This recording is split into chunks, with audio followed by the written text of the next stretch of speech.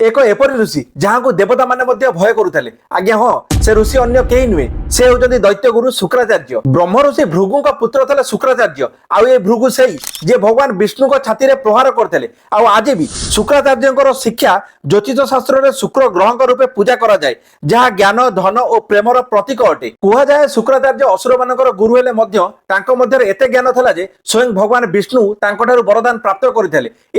शुक्राचार्य पाखे संजीवनी विद्या जहाँ मृत असुर मान बारंबार जीवित कर देउथला। आउ शुक्राचार्य अद्भुत शक्ति पाई असुर माने मृत्यु पर बारंबार जीवित हो जाउथले। जेउथि देवता एवं असुर मानक मध्य चलतिबा युद्ध सर्वदा अधूरा रही जाउथला। शुक्राचार्य तांको जीवन रे यह केबे भी भूली पारि नाहांती कि देवता माने सर्वदा छलना करी असुर मानकु हराई थांती बोली। सेति से सर्वदा असुर मानकु सुरक्षा प्रदान करि थांती। शुक्राचार्य तांको जीवन रे यह सिद्ध करि दैथले कि भलमंद केवल दृष्टि रे ही रही थाए, कारण प्रतिटी जुगरे संतुलन उभयंकु नै हिताए। तबे आपणक मतरे शुक्राचार्य दैत्यंक गुरु ना ज्ञानर सागर ता कमेंट माध्यम रे जणाया पई बिल्कुल भूलिबेनी। रहुची जय जगन्नाथ।